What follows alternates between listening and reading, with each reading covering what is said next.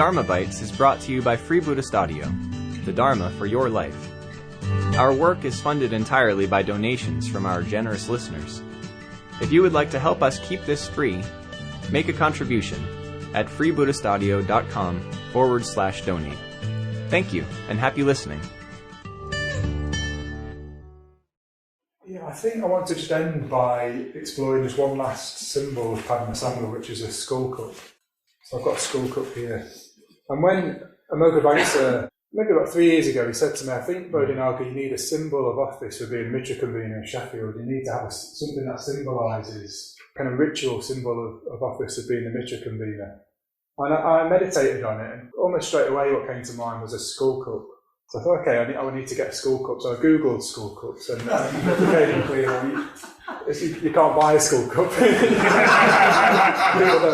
people don't sell skull cups.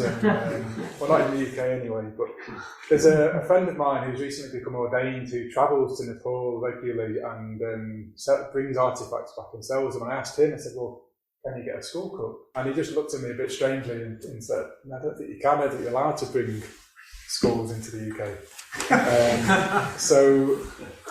But then maybe a few weeks later, I got this phone call, and it was again I'd been meditating, and what had come to mind had been the skull cup and Padmasambhava holding the skull cup.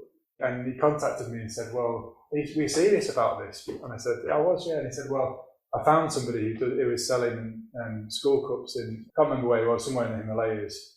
And what do you want?" I said, "Well, I don't really know. I just trust you. Just choose the one that seems to be the right one." And the one he chose is the most expensive one, which I had to work out once he got back with the Buddhist Centre and kind of negotiate with them. But it just seemed like I had to say yes, because it seems such an important thing to follow through when you get a message like that. And then I needed to follow through with that. And maybe this is something I ought to have talked about earlier, is that the depths will communicate to you all kinds of different ways. Sometimes it'll be dreams, sometimes it'll be in meditation with these powerful symbols. And pay attention if there's a message like that. But for me, when I try to understand, well, why is it that this is a symbol for me as Mitra Convener, is that for me it's a symbol of transformation. This is what Padmasambhava represents. It's transformation, spiritual death and spiritual rebirth. So he's surrounded by skulls. He's associated with meditating in cremation grounds, and we're going to have a whole weekend on that next summer, Padmasambhava in the cremation grounds. But the places of death, spiritual death, and he's holding a human skull filled with red nectar. So for me, this is a very powerful symbol of spiritual death and rebirth, of transformation. And this is what, as Mitra Convener, I'm inviting the Mitras to take part in. I'm inviting them to take part in a feast of delight, but a feast of transformation, to kind of drink from this skull cup, to drink the Shunyata nectar in this skull cup. I don't tell them that, and I don't have the skull cup when people become Mitras when I talk to them. But for me, symbolically, people are being invited to take part in this magical feast of transformation, of the death of their old identities, their old views about themselves, their old habits, for that to be destroyed, and rebirth, something very positive and beautiful and creative to be reborn.